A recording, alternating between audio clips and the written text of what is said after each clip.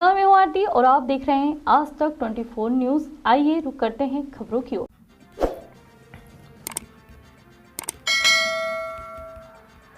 भाजपा ने केंद्रीय बजट 2026 पर एक महिला संवाद कार्यक्रम का आयोजन किया। इस कार्यक्रम का उद्देश्य केंद्रीय बजट के प्रमुख प्रावधानों के बारे में महिलाओं को में जागरूकता पैदा करना था, जिसमें महिला सशक्तिकरण, शिक्षा, स्वास्थ्य और आजीविका के अवसरों पर विशेष जोर दिया गया था। भाजपा नेताओं ने कल्याणकारी योजनाओं, वित्तीय सहायता और महिला नेतृत्व वाले उद्यम को बढ़ावा देने की पहलों पर केंद्रीय बजट उपायों के बारे में विस्तार से बताया। वक्ताओं ने कहा कि बजट 2026-27 स्वास्थ्य, कौशल और उद्यमिता के माध्यम से राष्ट्र निर्माण में महिलाओं की भागीदारी को नई दिशा देता है। महिला कल्याण की बहुआयामी योजनाओं के लिए 28,183.06 करोड़ रुपए का प्रावधान स्पष्ट है कि नारी शक्ति मोदी सरकार की नीतियों के केंद्र में है और शीर्ष प्राथमिकताओं में शामिल है। इतने खुश हुए हैं कि मैं बता नहीं सकती हूँ। बहने के ऊपर अटूट भरोसा किया है। हमारा मार्गदर्शन करने हेतु भारतीय जनता पार्टी की सम्मानीय मुख्य वक्ता खंडवा महापौर देने के लिए हमेशा मोदी जी द्वारा बहनों का ध्यान रखा जाता है।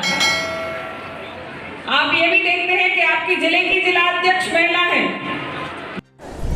बलवानी जिले की प्रदेश कोषाध्यक्ष श्रीमती जयादेवी शर्मा जी, हमारे बीच उपस्थित श्रीमती लक्ष्मी जिला।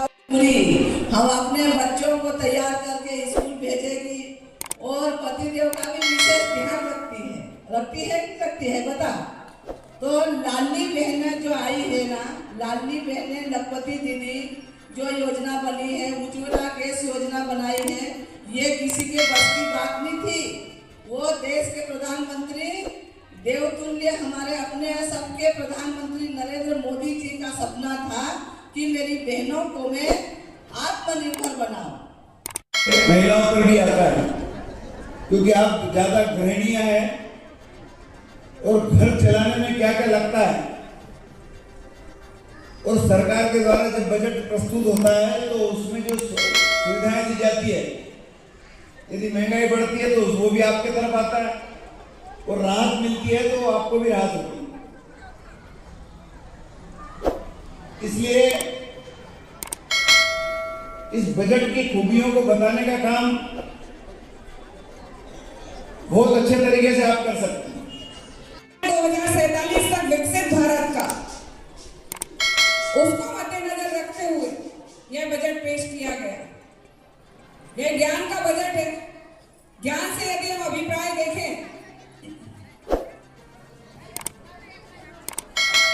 तो जी से गरीब होता है, वाई से युवा और ए से अन्नदाता और एन से नारी। मतलब इसमें संपूर्ण हमारे देश के नागरिकों को ध्यान में रखकर यह बजट पेश किया गया।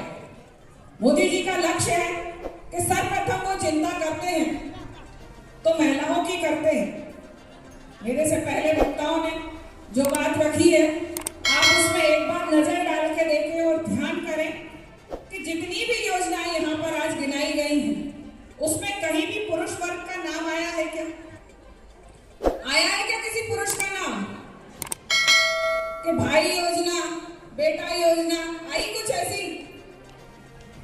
तो मातृशक्ति को ध्यान में रखते हुए, क्योंकि मातृशक्ति देश की 50% आबादी है, और मातृशक्ति को आगे लाने के लिए, देश को उन्नत बनाने के लिए जो महिलाओं की भूमिका रहती है, उसको नेतृत्व की क्षमता देने के लिए हमेशा मोदी जी द्वारा बहनों का ध्यान रखा जाता है। प्रधानमंत्री जी के नेतृत्व में हमारी वित्त मंत्री निर्मला सीतारमण जी ने जो 1 फरवरी को बजट पेश किया है, उसके उपलक्ष्य में यहाँ सभी दूर हम लोगों से संपर्क करके उनसे बजट पे चर्चा कर रहे हैं।